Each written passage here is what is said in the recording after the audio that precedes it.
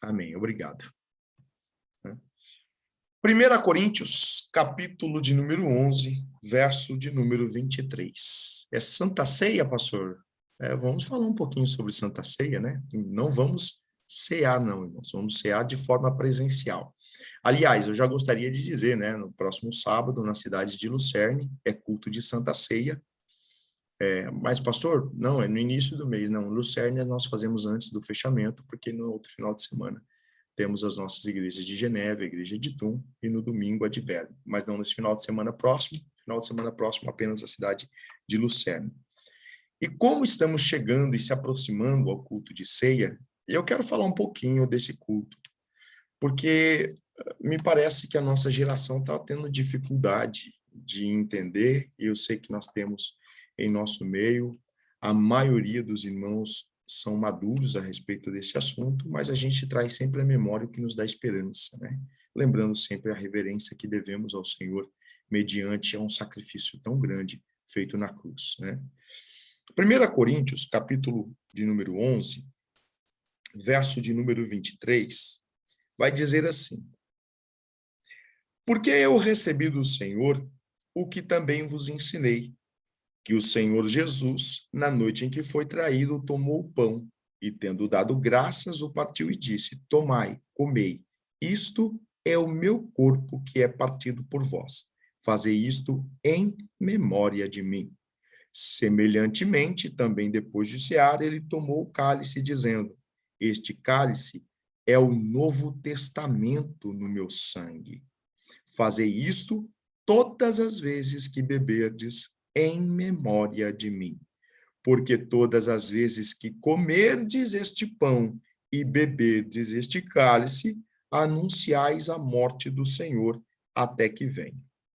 Portanto, qualquer que comer este pão ou beber o cálice do Senhor indignamente, será culpado do corpo e do sangue do Senhor.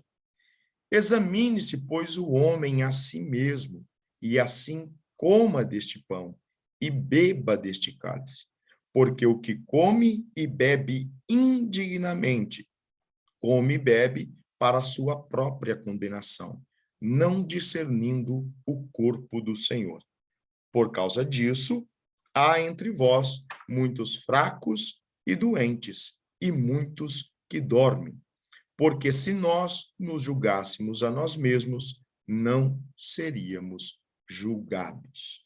Mas, quando somos julgados, somos repreendidos pelo Senhor, para não sermos condenados com o mundo.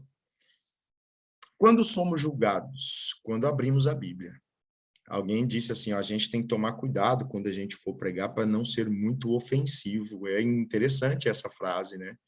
Porque quando eu abro a Bíblia, ela tem sido muito ofensiva comigo. Ela tem denunciado o meu pecado cada vez que eu leio ela, cada vez que eu leio, cada versículo. Irmãos, eu falo para vocês, eu sinto vergonha da minha condição. Já dizia alguém esses dias atrás, olha, quanto mais nós lemos a Bíblia, mais nós entendemos que somos pecadores. Quanto mais nós nos aproximamos de Deus, mais nós enxergamos a nossa vergonha e que estamos nus diante dos olhos do Senhor. Quanto mais conhecimento nós temos de Deus, mais nós entendemos que somos necessitados dele. A pessoa que menos lê, que menos estuda, que menos procura a palavra de Deus, é a pessoa que vive flertando com o que eu acho que pode, eu acho que devo, vou fazer, não tem nada a ver. E eu vou dizer uma coisa para vocês, nessa geração que nós estamos, o que mais tem levado, ou o que mais levará crente a uma condenação eterna, é o nada a ver. Não, isso não tem nada a ver, isso não tem nada a ver, e no nada a ver tem muita gente perdendo a sua comunhão com Deus. E isso é triste, irmãos, é triste. Eu gostaria que vocês recebessem essa palavra nessa noite com muito amor, com muita preocupação, porque os dias, eles têm sido difíceis. E iniciávamos hoje falando a respeito da necessidade de jejum, na segunda-feira falamos no culto de oração da necessidade de jejuar, de orar e de estar vigilante. Irmãos, nunca tivemos tanta informação, mas também nunca tivemos tanto crente fora da verdadeira formação. Somos muito informados, mas dificilmente somos formados. Por quê? Porque não nos detemos na palavra do Senhor de forma correta. A Bíblia tem sido interpretada ao bel prazer de muita gente, enquanto ela é simples e de fácil compreensão, quando nós temos a vontade de assim aprendê-la. É importante entender que a Santa Ceia do Senhor, principalmente na cidade de Berne, eu acho que nas outras cidades nós falamos pouco sobre isso, mas na cidade de Berne falamos muito a respeito da transubstanciação e consubstanciação. O que é isso, pastor? Quando nós participamos da ceia do Senhor, muitas pessoas acreditam estar mastigando, né, o corpo de Cristo literalmente. Então, nós precisamos de definir esse termo na nossa mente. Por quê? A transubstanciação, ela foi criada, é um termo criado juntamente com o nome sacramento, né? Você já deve ter ouvido aí, né? A ceia do Senhor é um sacramento. Essa é uma visão católica apostólica romana, e foi criada lá para o ano de 1215, mais ou menos, e foi impetrado pela Igreja Católica. E ela ganhou uma força, essa situação, no Concílio de Trento, que aconteceu no ano de 1551. Só que essa visão católica, ela passava o entendimento de que se você não tomasse a hóstia, se você não participasse ali do momento da ceia, você não seria salvo.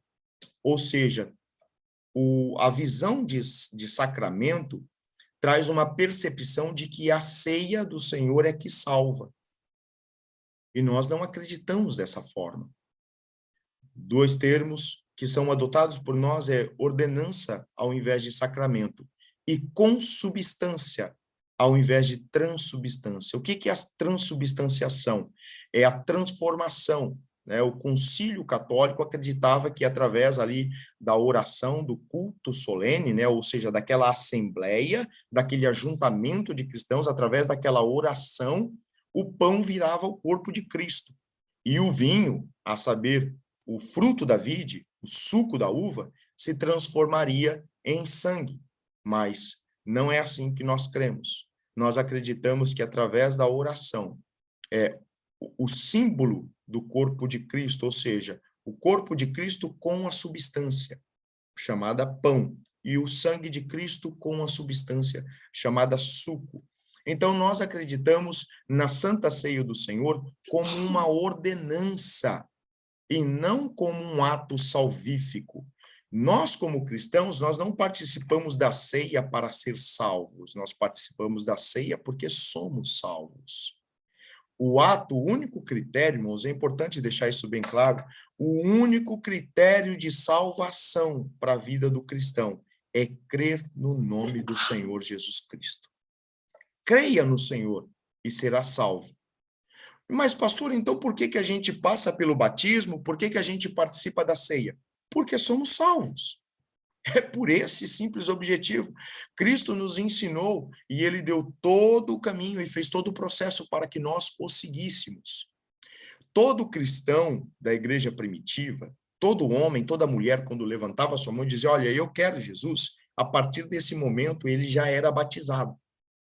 Por quê? Porque a sua confissão de fé pública era o suficiente para o seu batismo. E a partir daí, introduzido no corpo, ele passava a cear, a participar da ceia, ou seja, da comunhão.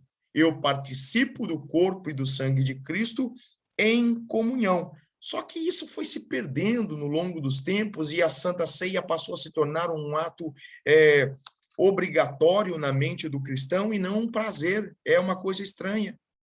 A Santa Ceia passou a se tornar uma forma de penalização, né? Ou você é bom, você vai participar, você não é bom, você não vai participar.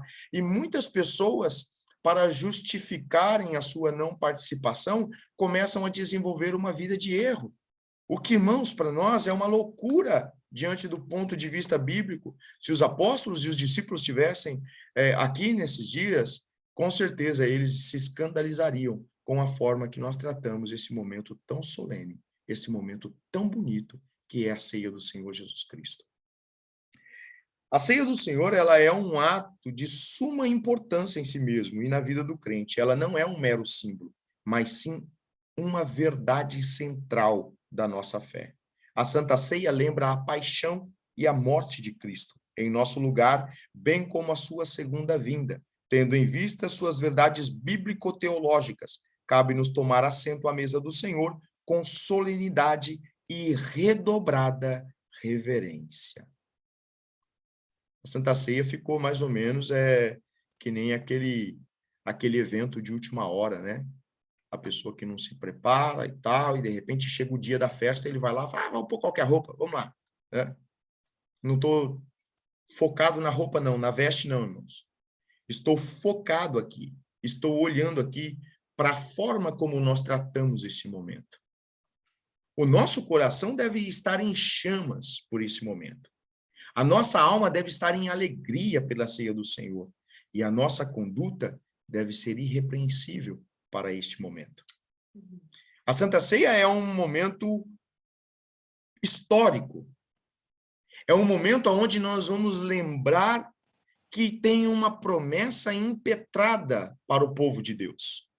É um momento onde nós vamos trazer em memória, e memorial é aquilo que mantém viva a esperança de algo ou de alguém. Um memorial. O meu Senhor, ele vive e ele voltará a me buscar. E é por isso que eu faço isso em memória dele. A Santa Ceia não é apenas um ato celebrado pela igreja, mas também é uma proeminente doutrina bíblica. É uma doutrina, é uma ordenança. A Santa Ceia me salva, pastor? Não, mas ela faz parte da vida de um salvo. Ou seja, a pessoa que não participa com um coração sincero e com uma mente, com a sua atenção, com a reverência, tem gente que vai para o culto de Santa Ceia e vai no momento do culto, vai para o banheiro, atende telefone, aquele converseiro, tipo como se fosse um momento comum. Irmãos, é uma loucura, mas não é. É o momento máximo da igreja, ao qual todos nós deveríamos estar com atenção redobrada. Entenda isso. Tem pessoas que passaram a tratar a Santa Ceia de uma forma tão simples, que participam dela pela internet, tratam a Santa Ceia de uma forma tão simples, que participam sozinhos. Você já viu alguém fazer isso? Pois existe. Pois existe. Pessoas que fazem a sua própria Santa Ceia em casa. Como se o termo não fosse comunhão. Como se o sentido não fosse comunhão. Nós vamos vendo, irmãos, as coisas elas vão se deturpando, e Jesus já disse, nós sabemos biblicamente que isso aconteceria, que chegaríamos a um caos bíblico-teológico, a um caos interpretativo. Então é importante, irmãos, nós trazemos essa boa doutrina, esse bom pensamento, essa boa ordenança ao seu princípio básico, que é um ajuntamento em reverência total. Todas as pessoas sabem o proceder da Santa Ceia, mas poucos compreendem ela. Por quê? Porque ela é compreendida de forma bíblica. Nós vamos nos cansar daqui para frente, porque vai piorar, né? Por mais que nós lutemos, vai piorar. Nós vamos nos cansar daqui para frente de ver as pessoas participando deste momento tão rico, deste marco da história, de forma desenfreada, sem qualquer reverência. Né? Existem igrejas no Brasil já que as pessoas colocam lá um ambiente escuro com jogo de luz, os camaradas fumando narguilés, e daqui a pouco vem alguém com uma bandeja e fala assim, agora vamos tomar a ceia. É mais ou menos assim que está a coisa, irmãos. Ambientes de homossexualidade aflorada, de depravação, aí as pessoas vão ali e começam a participar da ceia, dizendo eles que é a ceia do Senhor, sem qualquer reverência, sem qualquer amor ou sem qualquer lembrança do sacrifício vicário. Vocês sabem, irmãos, que Calvino e Lutero, eles fizeram com que o Concílio de Trento acontecesse. O Concílio de Trento aconteceu, né, na cidade de Trento, e foi uma reunião da Igreja Católica era chamado como concílio, né, ou como reunião ecumênica, que de ecumênico não tinha nada. né? Era uma reunião entre eles para decidir o que fazer, porque Lutero, em 1517, já havia colocado as 95 teses, aonde Lutero denunciava com muita força a indulgência, a penitência, o celibato do clero. Entre as suas teses estavam essas, as mais destacadas. Por que um padre não poderia casar? Por que tinha que cobrar para perdoar pecado? Por que as pessoas tinham que caminhar quilômetros para fazer uma promessa? Então, Lutero veio batendo nisso com força. Quando Lutero ele lança essas 95 teses, Calvino tinha 8 anos. Só que por volta de 1550, 47 para frente, Calvino, então, começou a combater com muito mais força. Então, a Igreja Católica foi forçada a fazer esse concílio de Trento, para poder reforçar os seus dogmas.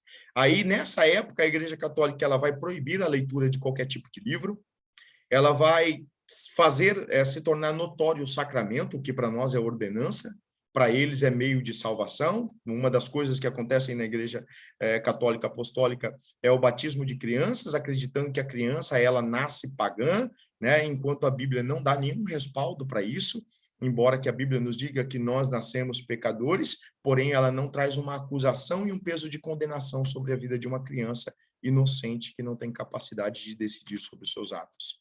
Então a Igreja Católica é forçada a tomar uma posição quanto a todas aquelas aberrações antibíblicas que vinham fazendo. Então, Calvino e Lutero, eles vão ganhar um destaque, você vê aí a importância de quem lê Bíblia. Embora nós não somos reformadores, mas temos uma certa herança por causa desses gigantes da fé, Lutero ele se torna uma figura um pouco mais amável pela Igreja Católica, ou seja, por todas as igrejas. Todas as igrejas puxam um pouquinho Lutero, mas Calvino já se torna uma figura odiada pela Igreja Apostólica, porque Calvino ele é muito inciso e ele é muito forte nas suas palavras. Aí ele vai combater lançando 5 teses, dentre as quais está a depravação total, eleição incondicional, expiação limitada, graça irresistível e perseverança dos santos. Essas teses de Calvino, elas vão totalmente contrariar o clero apostólico, que ministrava a ceia do Senhor de forma também irreverente, porque dava acesso a muitas pessoas a participarem da ceia do Senhor sem uma mudança de vida, sem uma transformação. Ah, pastor, a gente concorda com todas e com essas 5 teses de Calvino? Eu, particularmente, não. Porém, existem verdades ali, verdades que são impetradas. Quando nós vamos vendo, irmãos, lá em 1551, essa revolta da Igreja Católica com esses reformadores, com esses revolucionários, porque resolveram ler as suas Bíblias, hoje nós encontramos, irmãos, uma necessidade, não de reformar a Bíblia, como alguns dizem por aí, não de atualizar a Bíblia, como alguns pensam, mas de atualizarmos dioturnamente pela leitura, pela busca da palavra do Senhor. É necessário, irmãos, que nós venhamos passar por uma reflexão mais profunda a respeito da nossa conduta diante da palavra do Senhor. A Santa Ceia do Senhor e o batismo, nós vamos ver 2 situações interessantes. Jesus ele vai passar pelo batismo, Marcos capítulo 3, do verso 13 a 16. Mas o batismo ele acontece de uma vez só. De repente alguém pode falar, mas pastor, eu fui batizado na Igreja Católica e fui batizado de novo quando cheguei aqui na Unidos em Cristo. Tá certo isso? Tá certo. Porque o batismo que não é acompanhado de consciência, ele não é considerado batismo. Uma pessoa não pode descer as águas batismais se não houver arrependimento. Se não se arrependeu, o batismo vai ser apenas um banho, né? Então, tomar banho não é batismo. Batismo é consciência. eu decido por Cristo, eu me arrependo, eu tenho nojo do pecado, eu tenho nojo da vida que eu tinha, eu quero ser uma nova pessoa. Esse é o batismo. Nascer de novo. Eu nasci de novo. Eu agora tenho uma outra vida. Eu não posso mais flertar com o passado. O passado não existe. Eu sou uma nova pessoa. E quando eu sou uma nova pessoa, eu nasci para o corpo de Cristo. Eu nasci para o Senhor Jesus. E agora eu faço parte de uma nova família. Eu estou embutido em um outro contexto. Jesus, ele inicia o seu ministério no batismo e encerra na ceia. Olha que coisa linda. 2 ordenanças para a igreja do Senhor. 2 ordenanças. Descer as águas batismais. O batismo quer dizer uma decisão. E a ceia quer dizer comunhão. O batismo, uma vez só. A ceia, frequente. Todo mês. Antigamente era feito toda semana, né? Mas agora a gente faz mensal. Todo mês ali, ó, estou em comunhão com Cristo e estou em comunhão com os meus irmãos. Estamos juntos, ligados, participando, somos parte, somos família, somos um corpo e trazemos à memória a promessa do Senhor Jesus Cristo. A Santa Ceia é uma ordenança da igreja instituída por Jesus na noite em que foi traído. Na Bíblia, ela é chamada de Ceia do Senhor. Então, irmãos, quando nós nos reunimos, não é a ceia da Unidos em Cristo, não é a ceia do pastor Adilson, do pastor Anderson, não é a ceia do pastor Cristiano, do pastor Ismael, do pastor Júlio, que está aí com a gente, né? Não é a ceia do pastor, é a ceia do Senhor Jesus Cristo, é a autoridade máxima, é o corpo, o sangue, é o memorial do Cordeiro vivo, que foi morto e reviveu e que agora está à destra do Pai. É em memória do Todo-Poderoso.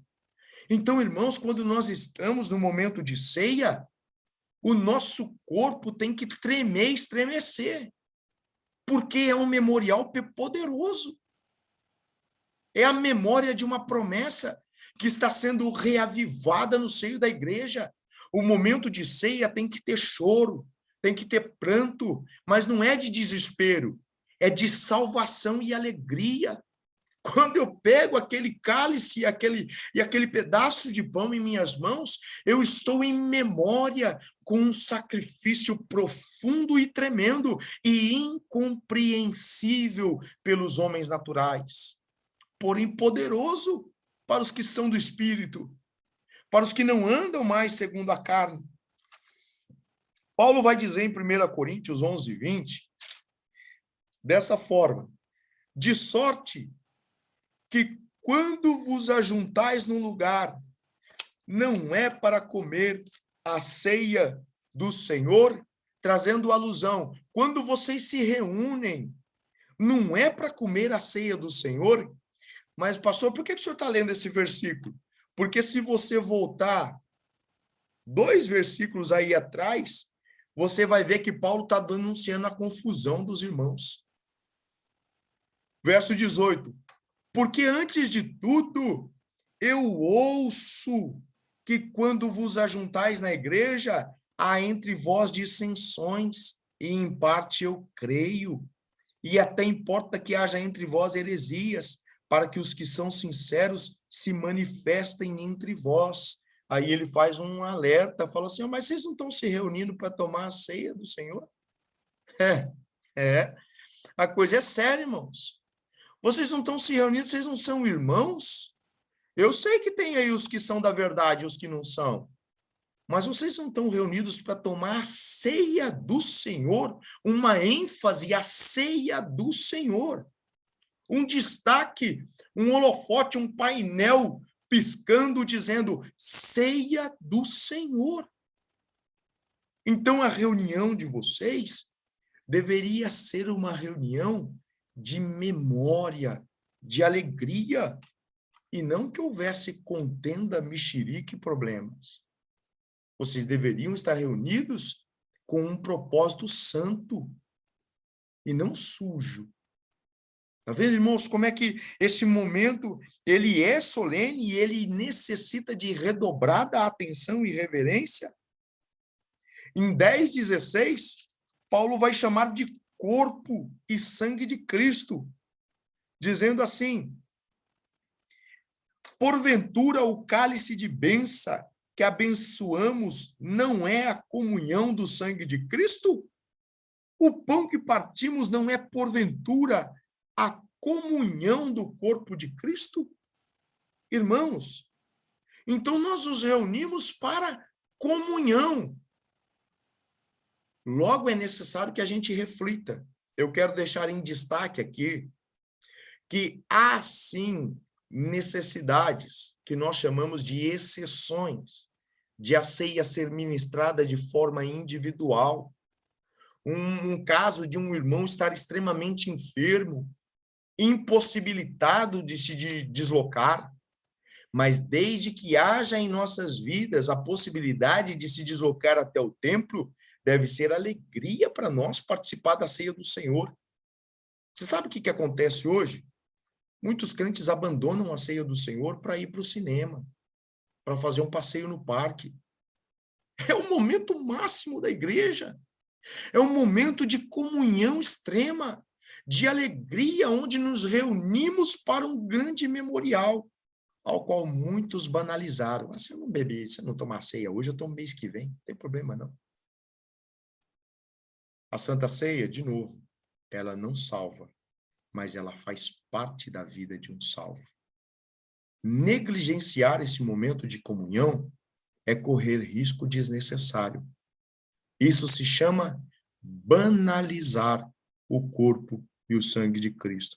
Isso se chama banalizar a promessa. É importante, irmãos, refletirmos a respeito desse assunto, ainda mais que o dia se aproxima. Né? Parece Hebreus 10:25, falando, irmãos, não deixemos de congregar, como é costume de muitos. Antes, façamos admoestações e exortações, ainda mais porque o dia se aproxima. Está chegando aí a hora da vinda do Senhor Jesus. Como é que está a nossa casa? Vamos colocar nossa casinha em ordem, em nome de Jesus, com muito cuidado e atenção redobrada. Ordenança ao invés de sacramento. A ceia do Senhor é conhecida pelos evangélicos como uma ordenança, por constituir-se ordem dada por Cristo aos santos apóstolos. Porém, os católicos romanos e certas alas do protestantismo costumam denominá-la como sacramento. Falamos um pouquinho aqui sobre a diferença entre ordenança e sacramento. É importante fazer um paradoxo aí, uma comparação entre a Páscoa e Jesus. O que foi a Páscoa dos judeus e o que é hoje o corpo de Cristo, o sacrifício de Cristo para nós? Para os judeus, né, o sangue do cordeiro era um propósito, um objetivo de salvar, de livrar o primogênito da morte. Para nós, o sangue de Cristo é uma obra salvífica para livrar o homem da ira de Deus. Para os judeus, o sacrifício, o cordeiro substituía o primogênito. Para nós, Cristo substitui a humanidade.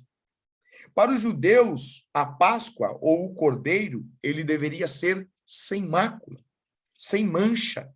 Para nós, Cristo, ele morreu sem pecado. Para os judeus, a Páscoa era comunhão e identificação entre os israelitas. Para nós, a Santa Ceia é a comunhão entre os irmãos no corpo de Cristo. Os elementos da ceia, né, eles são, respectivamente, o corpo e o vinho. Entenda o vinho como suco da videira, como suco de uva. O pão, por ser este alimento ao símbolo da vida, Jesus assim identificou-se aos seus discípulos. João 6,35. Evangelho de João 6,35. Vai dizer, por ser este alimento o símbolo da vida, Jesus assim identificou-se aos seus discípulos. Eu sou o pão da vida, e aquele que vem a mim não terá fome, e quem crê em mim nunca terá sede. Por consequente, quando o pão é partido na celebração da ceia, vem-nos a memória do sacrifício vicário, né? O que é o sacrifício vicário? O sacrifício de cruz, ou se colocar no lugar de alguém. Ou seja, o sacrifício vicário, ele se colocou, ele se pendurou na cruz por nós, né? Então vem à nossa memória esse sacrifício vicário, através do qual ele entregou a sua vida em resgate da humanidade caída e escravizada pelo diabo. Jesus falou: não, eu vou libertar esse povo. Não vou deixar esse povo sofrendo nas mãos de Satanás. Vou libertar eles, vou dar a minha vida por eles. O suco ou o vinho é identificado na Bíblia como fruto da vide. Se você olhar lá em Mateus, né, 26, 29, Evangelho de Jesus, segundo escreveu Mateus, verso de número 26, o capítulo de número 26, verso de número 29, vai nos dizer assim: e digo-vos que desde agora não beberei deste fruto da vide, até aquele dia em que beba de novo conosco. Jesus diz, fruto da vide. Entenda que não é vinho fermentado, que não é suco fermentado, é o fruto da videira, ou a uva, o suco da uva, né? Eu não beberei mais convosco. Jesus está dizendo, eu não beberei. Tem alguns segmentos religiosos que diz que não é para tomar mais ceia, porque Jesus falou que não ia para tomar, então não é para ninguém tomar. Jesus não está dizendo isso. Ele está dizendo, eu não beberei. Voltarei a beber convosco. Ou seja, dando alusão de que nós continuaríamos fazendo isso, como ordena Paulo, por uma revelação de Cristo Jesus em 1 Coríntios 11. Mas não só aí, como também em 1 Coríntios 11, 27, Paulo novamente vai recitar o que Jesus já havia dito, né? Portanto, qualquer que comer este pão, 1 Coríntios 11, 27, portanto, qualquer que comer este pão ou beber o cálice do Senhor indignamente, será réu, né? O culpado do corpo e do sangue, trazendo aqui a alusão como cálice do Senhor, ou seja, o copo ou a dose que você toma ali do suco da vide, que é o cálice do Senhor Jesus, que tem um peso espiritual. Não é simplesmente uma substância. Você não está apenas bebendo algo por beber. Existe um memorial, existe uma ordenança da parte do Senhor. E tem, irmãos, um peso espiritual muito grande, muito grande. O vinho na ceia lembra-nos o sangue de Cristo, vertido na cruz para redimir a todos os filhos de Adão. Sabendo que não foi com coisas... 1 Pedro, abra aí comigo. 1 Pedro, capítulo 1, 18 e 19. Pedro vai, então, nos passar aqui a ideia de que o sangue de Cristo não é qualquer coisa. O que nos proíbe, irmãos, o que nos inibe de participar da ceia do Senhor de qualquer forma, de forma irreverente, indisciplinada, dizendo assim, olha, 1 Pedro 1, 18 e 19, sabendo que não foi com coisas corruptíveis como prata ou ouro que fostes resgatados da vossa vã maneira de viver, que por tradição recebestes os vossos pais, mas com o precioso sangue de Cristo, como de um cordeiro imaculado e incontaminado. Portanto, o pão e o vinho são biblicamente o memorial do Calvário, representam o corpo e o sangue de Cristo, oferecidos por ele como sacrifício expiatório para redimir os nossos pecados e a explícita, profunda e confortadora simbologia das Sagradas Escrituras. Ele pagou o preço por nós, mas não foi qualquer preço. Para que nós não viéssemos a banalizar o momento da ceia do Senhor. Eu me lembro, irmãos, ainda como criança, quando acompanhava o meu pai até a igreja, eu não digo que para essa igreja aqui não seja um momento de alegria, estou apenas refletindo com os irmãos, e eu me lembro que culto de Santa Ceia, ele se destacava pela alegria do coração dos salvos. Hoje nós vemos tristeza no olhar de alguns irmãos por participar desse momento, ou enxergamos uma certa banalização do culto máximo da igreja. Em nome de Jesus, irmãos, se de repente alguns de nós estivermos falhando a respeito deste memorial, voltemos de novo, voltemos ao bom e verdadeiro costume de um cristão, costume dos céus, de honrar ao Senhor nesse memorial tão lindo e agradável. Algumas lições e ensinos doutrinários da Santa Ceia através da volta de Jesus. A Santa Ceia, ela é um mandamento do Senhor. Quem não faz, quem não participa, está descumprindo um mandamento de Jesus. Está rompendo uma aliança, e isso é algo perigoso. Tem muita gente que parou de tomar ceia por tudo e por nada. Biblicamente, é um perigo muito grande, porque ele ordenou. Se vocês observarem aí onde nós estamos em 1 Coríntios 11, 24 e 25, Jesus vai enfatizar 2 vezes, no 24 e no 25, dizendo, façam, né? O verbo fazer aí está no sentido indicativo, ele está indicando, façam. Verso 24 de 1 Coríntios 11. E tendo dado graças, o partiu e disse, tomai e comei. Isto é o meu corpo que é partido por vós, partido por vocês. Fazei isto em memória de mim. Não é por você, não é por nós, é em memória de Cristo. Tem um louvor de um grupo aí que fala assim, nunca foi sobre nós, ou no que nós podemos fazer. É tudo pelo Senhor, tudo para o Senhor. Não é por nós. Fazemos em memória de Cristo, porque foi ele que venceu. Ele diz, olha, eu venci o mundo, tenham bom ânimo, meus filhos. Eu venci. Então, nós trazemos em memória a vitória de Cristo na cruz do Calvário. Aquele sangue vertido, aquele corpo surrado, foi para que eu e você tivesse acesso ao Santo dos Santos. Acesso à graça salvadora. É um memorial divino. No 24 e no 25 ele volta dizendo, semelhante também depois de cear, tomou o cálice dizendo, este cálice é o novo testamento no meu sangue, fazei isto todas as vezes que beberdes em memória de mim. Então Jesus aqui ele está dando uma indicação de que seriam muitas outras vezes. Todas as vezes, né? Todas as vezes que você participar, que seja em memória de mim. Sempre, sempre com reverência. Nunca se esqueça, é em memória de Cristo. É um memorial divino, sim, pela morte de Cristo, pela morte do Cordeiro em nosso lugar. 1 Pedro, né, onde nós lemos, no verso 18 e 19, no capítulo 1, vai falar, olha, irmãos, não foi com qualquer coisa.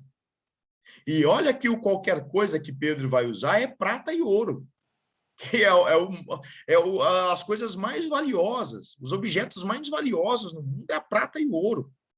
E ele está falando, olha, imagina uma coisa cara, ouro. E Pedro fala assim, não foi com ouro que você foi comprado, foi com o sangue precioso de Cristo.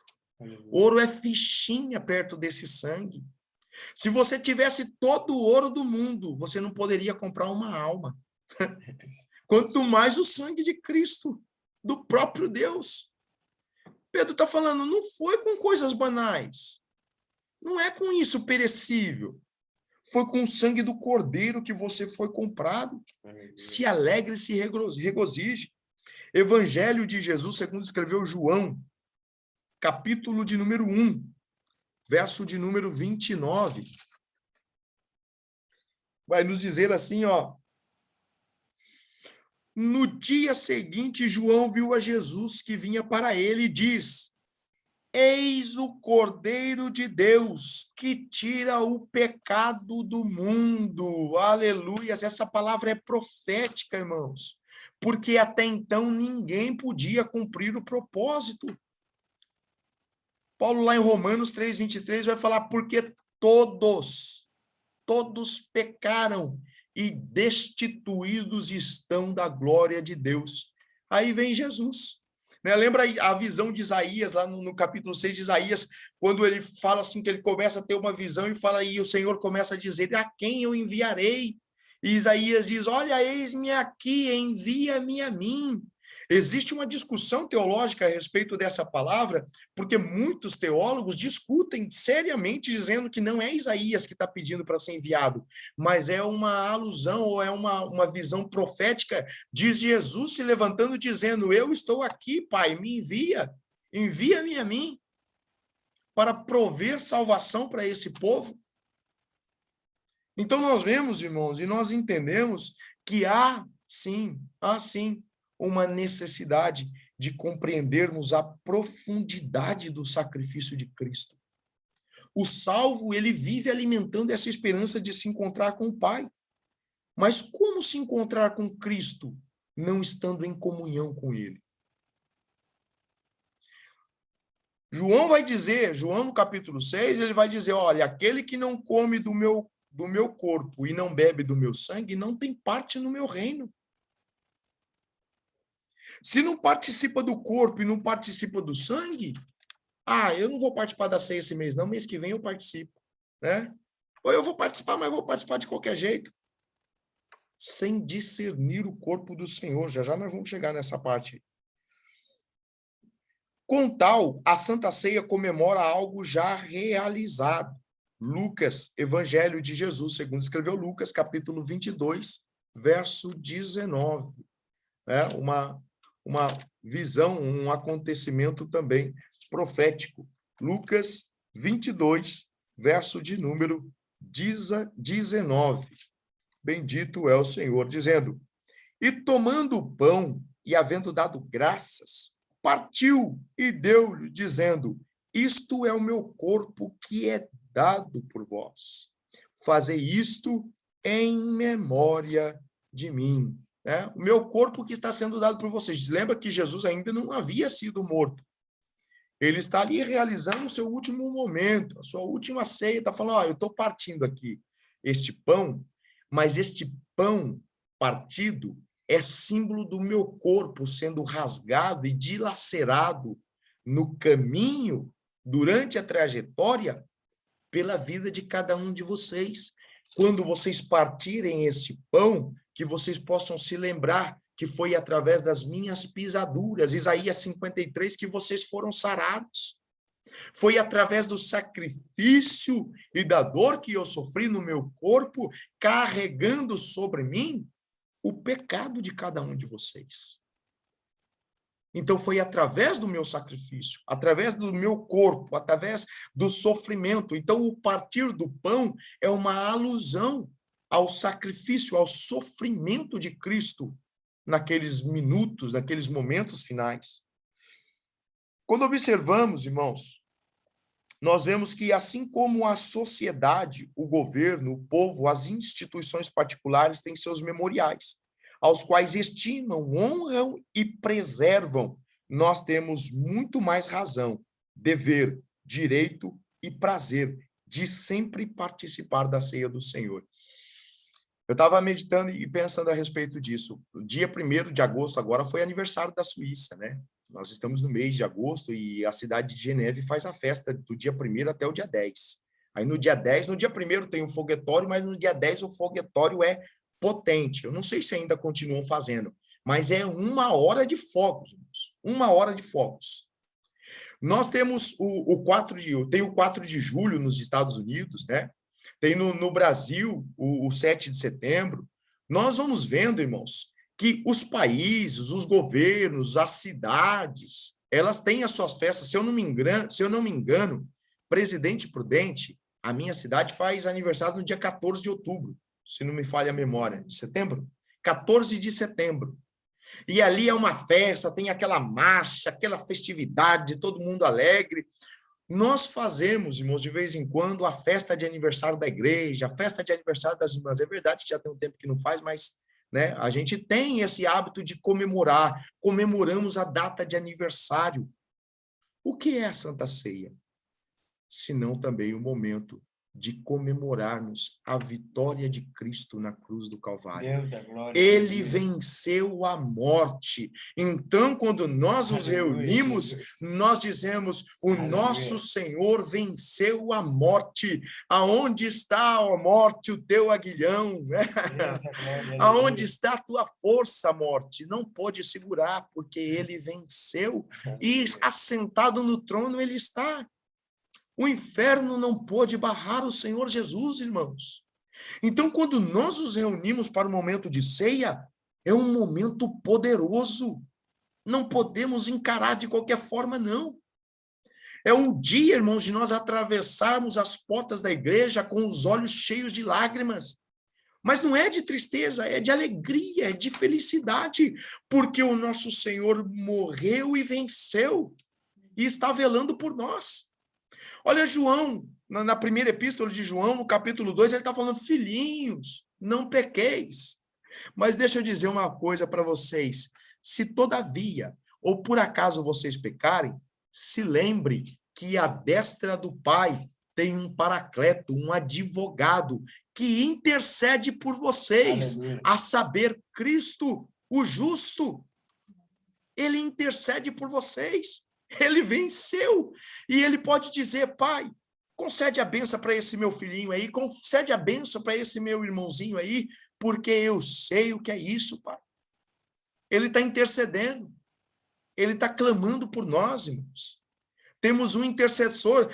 Tiago vai dizer: existe apenas um mediador entre Deus e o homem, a saber, Cristo, o justo, o vencedor. Aleluias! A visão de João em Apocalipse 5, João começa a chorar e a prantear e falar: mas Senhor, e agora?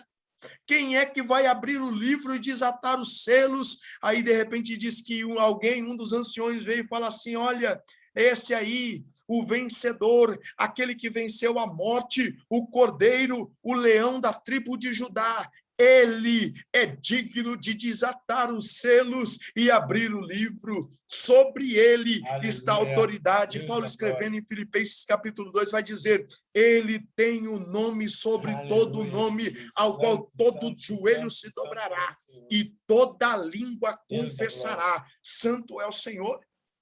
É a ele que nós reverenciamos, irmãos. Oh, aleluias. É o momento máximo da igreja. O momento de ceia não deve ser desprezado. Deve ser honrado, irmãos. É um momento de nós tocarmos as trombetas. É o momento de nós levantarmos um grande júbilo em adoração, dizendo: eu vim reverenciar ao único, ao poderoso, ao santo e justo vencedor. Eu vim reverenciar a ele. Quando eu participo deste corpo e quando eu participo deste sangue, eu digo: até que o Senhor venha, eu tenho comunhão com ele. Eu tenho comunhão, eu adentrarei aquelas portas celestiais em comunhão. Se os homens do mundo têm direito de comemorar os seus anos, comemorar as suas vitórias, quem dirá a igreja do Senhor Jesus Cristo, ao qual diz: olha, Satanás, sobre esta pedra fundamental, a saber, a rocha eterna, Cristo Jesus, está firmada a igreja vitoriosa Deus, e poderosa. Glória, sobre esta igreja Senhor, está firmado estas portas, e você, Satanás, e todos os seus anjos, você não triunfará contra ela, porque ela está alicerçada em um alicerce vivo e poderoso, aleluia, a saber, Jesus Cristo, o santo, o justo. Irmãos, é momento de prazer, de respeito, porque a Santa Ceia é um momento profético. Sabia que quando você participa da ceia do Senhor, você está profetizando? Versículo 26 de 1 Coríntios 11 vai dizer: porque todas as vezes, 1 Coríntios 11, 26, porque todas as vezes que comerdes este pão e beberdes o cálice do Senhor, anunciais a morte do Senhor até que ele venha. Quando você pega o cálice e o pão ali, irmãos, você está falando, está vendo aqui, Satanás? Está vendo isso aqui? Está vendo aqui, inferno? Você está vendo isso aqui? Antes eu era escravo de vocês, mas hoje eu sou livre. E este símbolo aqui, Satanás, que está em minhas mãos, é anunciando o teu futuro. E o teu é condenação, e o meu é salvação eterna. Até que ele volte, eu estou guardado e protegido, e logo, logo eu estarei nas mansões celestiais. A igreja celebra e se alegra, porque ela é vitoriosa no Cordeiro Santo, poderoso e justo. Aleluias, glórias a Deus. Santo é o Senhor. Oh, Jesus. Ai, irmãos, é um momento glorioso, triunfante da igreja. Aleluias. A ceia do Senhor, ela deve ser precedida de um autoexame, de uma autoanálise. Oh, Jesus, como é que eu tenho me comportado, irmãos, em nome de Jesus? Ouça essa palavra com amor agora, com amor. Não permita, em nome de Jesus, que a sua mente tenha desejo ou saudade do passado. Não permita isso no seu coração. Luta, luta. Liga para o pastor, manda mensagem, fala, pastor, me ajuda em oração, o passado está aí, está batendo na porta, eu não estou aguentando, pastor. Eu estou pensando em desistir. Luta, irmãos, luta. Para que quando você consiga chegar no momento do memorial, você possa chegar com alegria de coração, sabendo que nas batalhas diárias o Espírito Santo de Deus tem te dado força para resistir os manjares.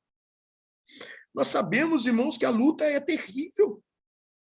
No verso 31 de 1 Coríntios 11, Paulo vai dizer, olha, porque se nós nos julgássemos a nós mesmos, não seríamos julgados. Ele está falando, irmãos, de uma condição humana. Mas todo aquele que é nascido do Espírito, ele não obedece às obras da carne. Aí ele sai do 31 e ele pula para o 32, mas olha, eu não sou julgado por mim mesmo, porque se eu for ficar nesse julgamento da carne, eu faço, eu não faço, eu estou enrolado. Mas eu sou julgado e disciplinado pelo Senhor, que tem amor e amor em abundância. Eu sou julgado e disciplinado pelo Espírito Santo de Deus. Ele está aqui, ó, comigo, no meu coração, dizendo, filho, não faz não. Filho, não toca nisso aí, não. Porque vai interromper a nossa intimidade. Vai interromper a nossa comunhão. Não pratique isso aí, não. Esse tempo já passou. 2 Coríntios 5,17. Tudo se fez novo. As coisas são novas. Aleluias, olha Apocalipse 21, 5 aí. O Senhor Jesus diz, olha, escreve e anota essas coisas assim. Eu, o Senhor, faço nova todas as coisas. Faço nova todas as coisas. Na vida do cristão, irmãos, impera o amor de Deus, o poder de Deus, e o Espírito Santo vai dialogando conosco, falando, ei, varão valoroso, olha, o caminho não é esse aí não, toma cuidado com os seus passos, não pisa aí não, porque o campo é minado, olha, eu sou luz para o seu caminho. Salmo 119, 105, né? Lâmpada para os meus pés e luz para o meu caminho, é a tua palavra, Senhor. Mas quando somos julgados, somos repreendidos pelo Senhor. O que é isso, irmãos? É amor de Deus. Então, quando eu estou naquele culto do tutano, onde a palavra corta pela direita, corta pela esquerda, corta atrás, corta na frente, O Senhor está apertando, está amassando o barro, está quebrando o vaso. Para quê? Para que ele não seja condenado com o mundo. Isso é amor intenso. É amor profundo. É a gente brigando como um gato escaldado, arranhando o Senhor, e ele com amor segurando a gente, falando, filho, não vai, porque você vai se perder. Filho, permanece. A palavra vem, irmãos, ela quebra, às vezes nós ficamos chateados por ter vontade de fazer algo, e a palavra está falando, é pecado, é transgressão, não faça. E a gente está lutando com Deus, está brigando, está tentando resistir, mas chega um momento, irmãos, que parece ali, é o profeta Jeremias, no capítulo 20, no verso 9, se de repente eu estiver enganado, os irmãos me corrijam aí, coloca o versículo certo, mas acho que Jeremias 20, no verso 9, Jeremias vai dizer, olha, eles me bateram, eles zombam de mim, às vezes eu penso em não pregar mais a tua palavra, e não falar mais do teu amor, mas tem um fogo, Senhor, tem um fogo que arde aqui no meu peito, que não me dá descanso, que esse fogo, crente, filho do Senhor, aleluias, possa arder no seu coração, e que não dê descanso mesmo, que você sempre possa optar pelo que é correto, optar pelo que é certo, porque o momento da ceia é um momento de reverência, de amor, de paixão pela presença do Senhor. Aleluias! Então, ela deve ser precedida por uma examinação. Mas os valores, eles têm sido, irmãos, deturpados. Muito tempo se pregou dizendo, não participa não. Não participa, não. Mas o que Paulo está dizendo não é isso, irmãos. Paulo está incentivando a participar. Mas ele está incentivando, pastor, mas não parece que ele está incentivando a participar em pecado. É verdade, ele não está incentivando isso. Ele está falando assim, participa. Participa em nome de Jesus, participa. Mas participa com o coração limpo. Participa com o coração limpo, com a consciência sem culpa, ou seja, participa como todo crente que tem uma vida de vigilância. Ele está falando participa, mas ele está falando, olha, não viva em pecado, abandona o pecado, você é de Deus, você é de Cristo, os teus pensamentos, o teu corpo, a tua mente, ela deve funcionar somente para Cristo. O verso 29 de 1 Coríntios 11 está dizendo, porque o que come e bebe indignamente, come e bebe para a sua própria condenação, não discernindo o corpo do Senhor. Aí, irmãos, nós vamos partir para a seguinte reflexão. Aí eu pergunto para você aí, tem alguém aí que acha que é digno de participar do corpo e do sangue? Tem alguém aí que ousa dizer que é digno? Mas, pastor, Paulo está falando, olha, quem participar indignamente, quem de nós, irmãos, pode falar, eu sou digno, eu mereço? Quem de nós tem esse direito? O sentido da palavra indignamente é não discernir, ou seja, participar do corpo de forma banalizada. Tipo, eu passo a minha vida, ou num caso nosso, que participamos da ceia uma vez por mês, ou seja, eu vou passar o meu mês todo só fazendo o que é errado. Só fazendo o que é errado. Aí chega no dia da ceia, eu sento como se não tivesse nada acontecendo e participo. Participar da ceia indignamente é isso. Porque ter direito a esse momento, nenhum nós temos. É favor, é graça. O Senhor Jesus está falando, olha, eu paguei o preço, então eu te dou o direito de participar. Mas não faça pouco caso do meu corpo e do meu sangue, não, porque doeu muito. Eu precisei de abandonar a minha glória. Eu precisei de me submeter a uma vergonha para que você tivesse acesso a esse momento. Então não banaliza ele. Aquele que participa indignamente, irmãos, é aquele que faz pouco caso da ceia do Senhor, ou participa da ceia de forma premeditada. O que é isso? Passa o mês todo bagunçando e aprontando a torta e a direita, com o pensamento maquinando. Quando chegar no dia da ceia, eu peço perdão para o pastor. Olha só. Isso é terrível, irmãos, e o coração de muito crente, a mente de muitos crentes entrou no automático. Sabe o que é isso? O nome disso é pecado premeditado. O pastor vai olhar e vai falar: meu irmão, você está perdoado, participa. Mas o Senhor está falando, está tentando me enganar. Pecado premeditado. Está gostando do pecado. Está banalizando a minha presença e vem depois na minha casa e faz pouco caso diante daquele que tudo vê, daquele que tudo sabe, daquele que tudo sonda. A consciência, irmãos, de que Deus está conosco, sabe quando você diz assim, não, Deus está comigo em todo o tempo.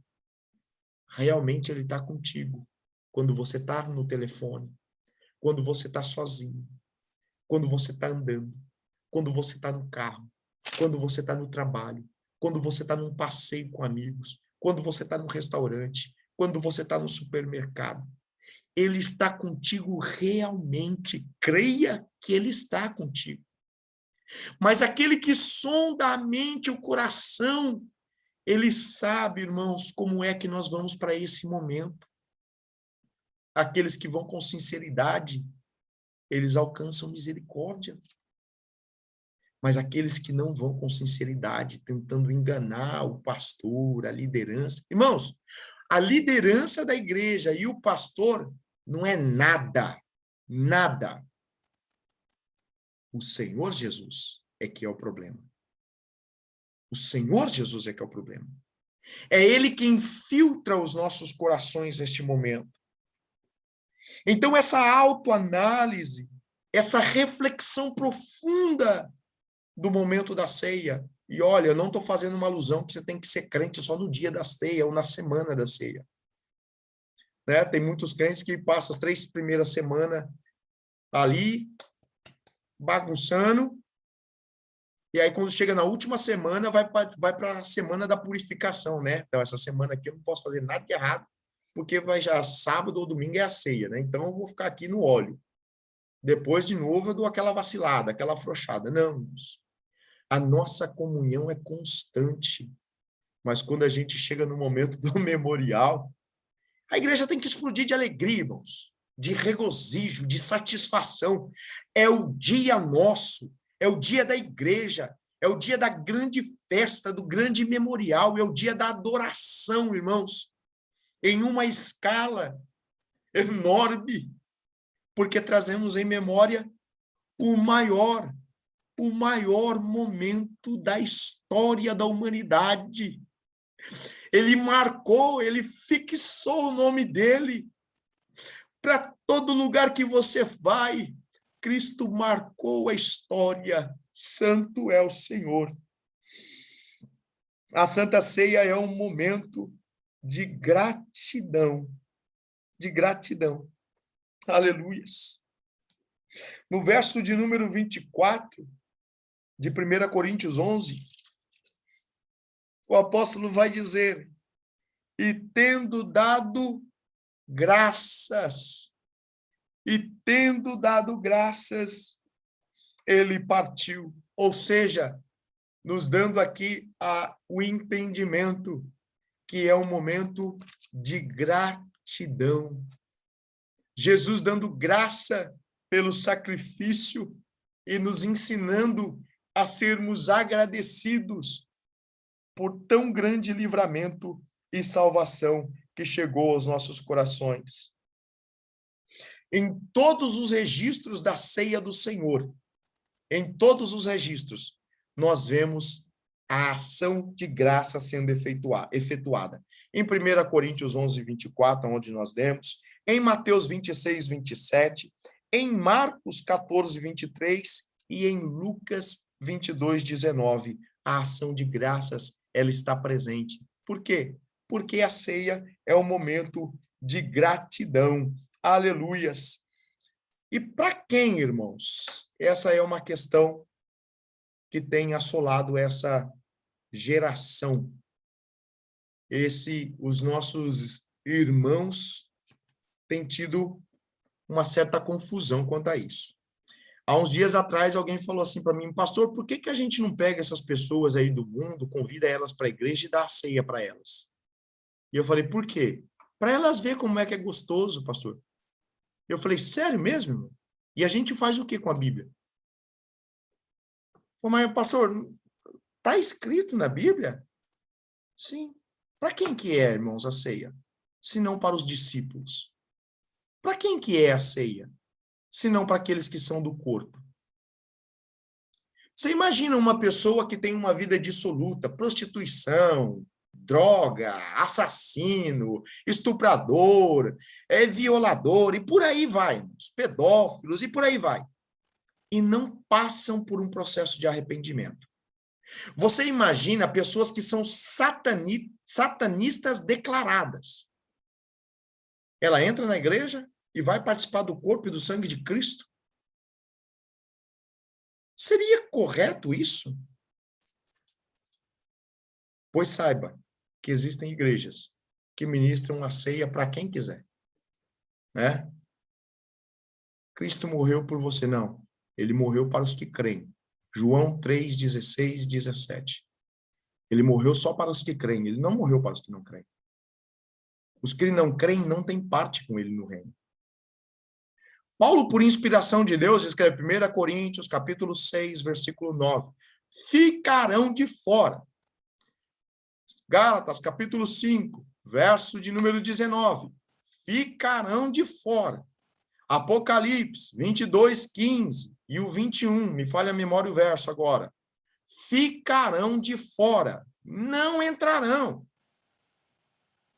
Adúlteros, feiticeiros, idólatras, fornicadores, maldizentes, mexeriqueiros, bêbados, glutões, e por aí vai, irmãos, a lista é grande. E Jesus está falando, não vai entrar. Se não vai entrar é porque não tem comunhão. Se não passou pelo processo de arrependimento, a ceia não é para ele. Não é. Então nós vamos ver, irmãos, em Lucas 22:14, Jesus vai chamar aí. Se a ceia fosse para todo mundo, não seria melhor Jesus ter feito aberto, falar, todo mundo aí que quiser, faz a ceia aí na sua casa, faz a ceia para você e está na bênção. Mas não foi assim que Jesus ensinou. Não foi desta forma que foi ministrado. Não é esse o princípio. O princípio da ceia é comunhão, não é individualismo. Eu vou ficar na minha casa, eu vou tomar a ceia para mim e eu estou na bênção. Não. A ceia é comunhão. Você não está na bênção. A não ser, como já dissemos, está gravado, né? Aleluia, está gravado. Como já dissemos, existem exceções, porém as exceções não podem se tornar regras. Em nome de Jesus. Lucas 22:14. E chegado a hora, pôs-se à mesa com ele os 12 apóstolos. É a última Páscoa, irmãos.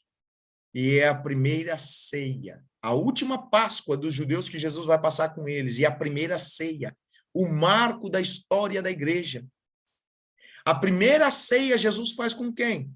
Com os discípulos. Que durante 3 anos Jesus preparou. Jesus não catou eles na esquina e falou, vem cá tomar ceia. Foram 3 anos de preparação. 3 anos ensinando noite e dia, corrigindo, chamando atenção, dando direção, ensinando a jejuar, ensinando a orar, ensinando a perseverar, ensinando a se abster das coisas do mundo, ensinando a abandonar a avareza, ensinando tantas coisas, irmãos, a expelir demônios. Jesus fez uma preparação Jesus preparou aqueles homens, aqueles obreiros. Depois Jesus vai e chama esses 12 que foram preparados para tomar a ceia. Não foi ministrado de qualquer jeito. Em nome de Jesus. Em nome de Jesus. Dói o meu coração, eu sinto na alma, quando eu vejo alguém participando da mesa e da ceia do Senhor de forma totalmente errada, de forma totalmente equivocada. Partindo para as considerações finais, irmãos, a Santa Ceia, ela é para os discípulos e ela é um momento de profunda e solene devoção e louvor a Deus. Você acredita? Talvez você nunca observou isso, você já leu isso, mas você nunca observou.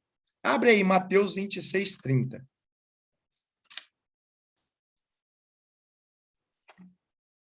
Com certeza, irmãos, ninguém cantava mais lindo que ele. Com certeza foi o cântico mais bonito de toda a Bíblia. Ninguém superou esse louvor aí. Aleluias. Mateus 26, 30. Glórias a Deus. Santo é o Senhor.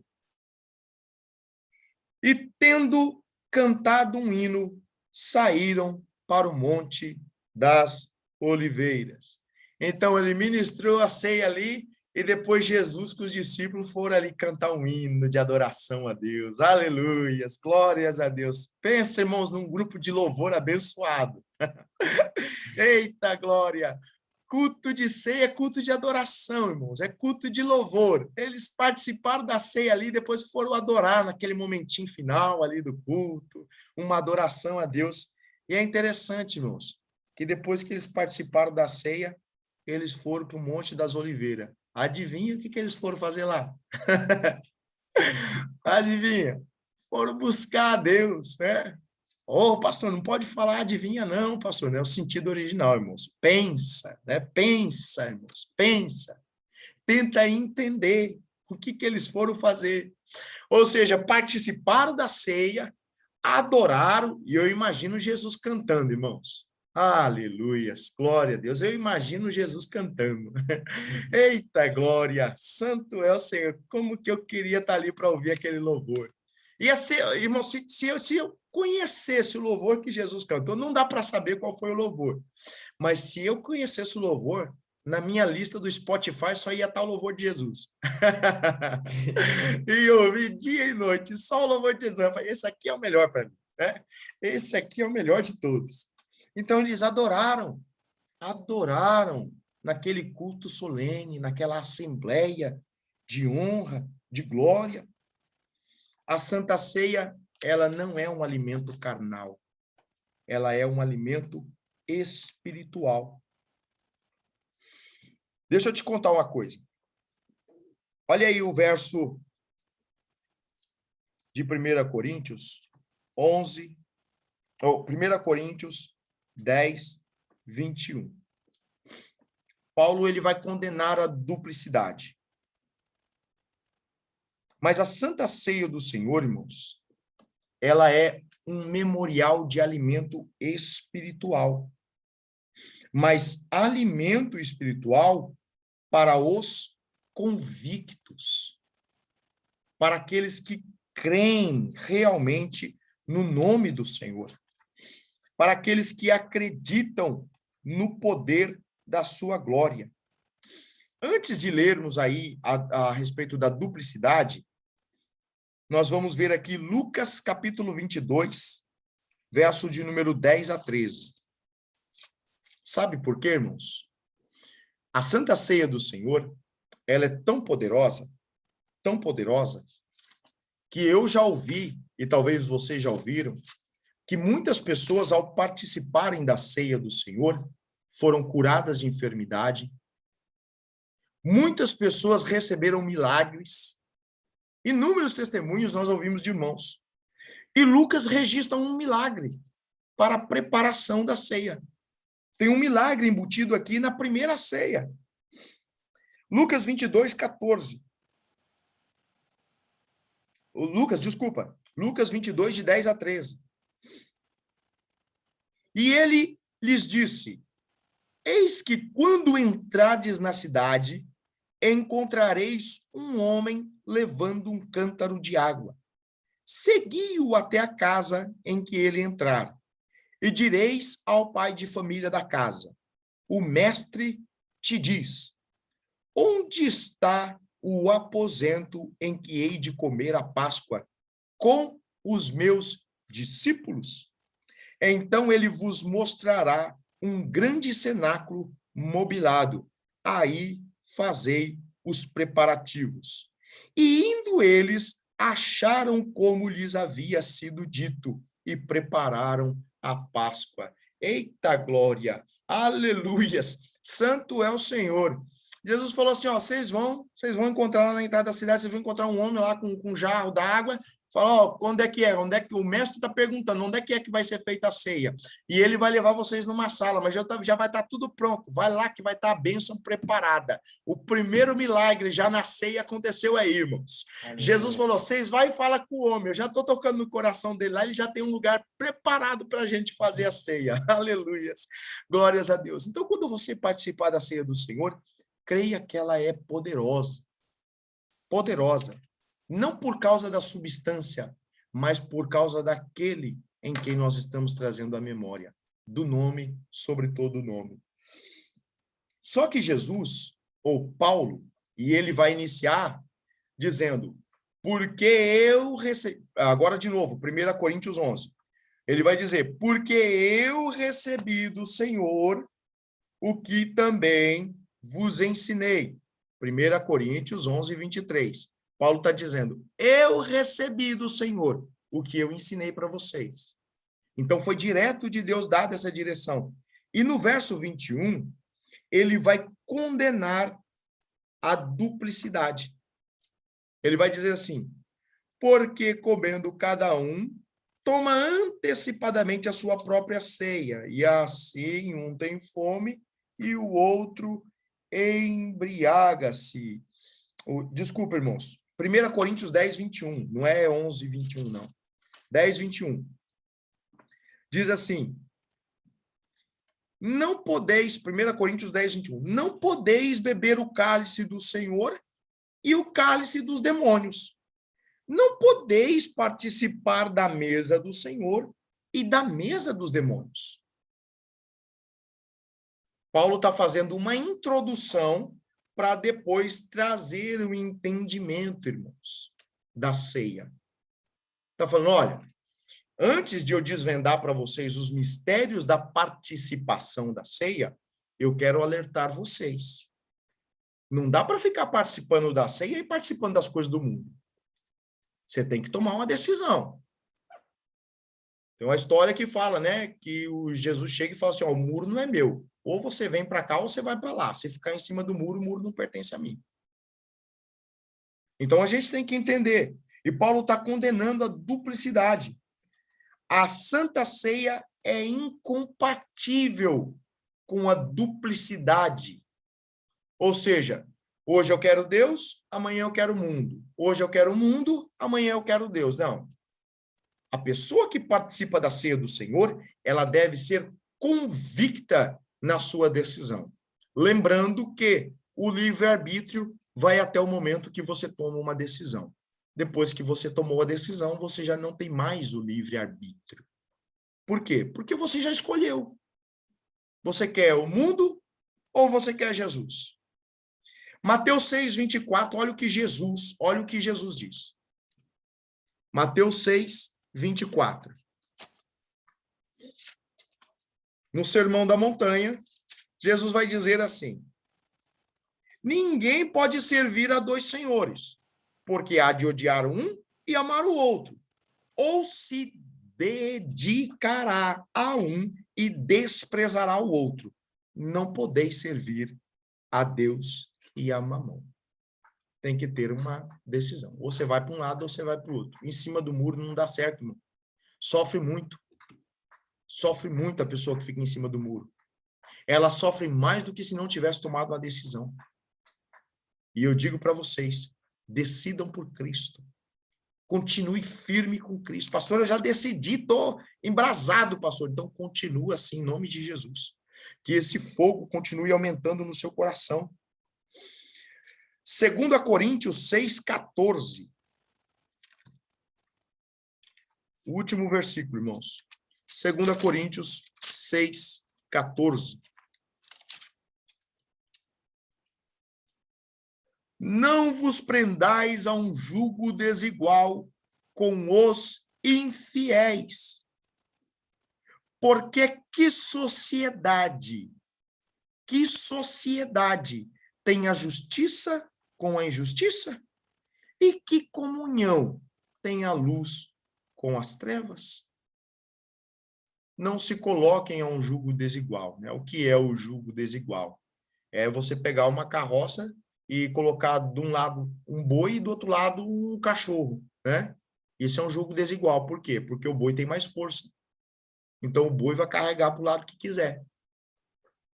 Então, por outro lado, o cachorro vai ser inerte ali naquela carroça. Isso é um jugo desigual, colocar animais diferentes numa mesma carroça. Ou seja, se nós estamos no Evangelho, então vivamos no Evangelho e tenhamos comunhão com quem é do Evangelho. Se nós fôssemos do mundo, estaríamos atrelados com pessoas do mundo. Irmãos, olha, o pastor não está dizendo que você não pode conversar, que você não pode dialogar com pessoas. Pode. Você não pode imitar os segmentos deles. Então, Paulo está falando, olha, não se coloquem num jugo desigual. Se você é de Cristo, anda com os que são da família de Deus. Então, em nome de Jesus, irmãos, que possamos refletir bastante a respeito desse tema tão necessário, a ceia do Senhor Jesus Cristo. Que possamos adentrar as portas do Senhor, da casa do Senhor, com alegria e júbilo na nossa alma, sabendo que o Senhor, ele pagou um preço muito alto para que nós viéssemos a banalizar este momento tão rico, tão oportuno. Alegria eu sinto na minha alma quando eu estou junto com cada um de vocês. Amém? Que você possa guardar essa palavra no seu coração e que Deus abençoe a cada um dos irmãos.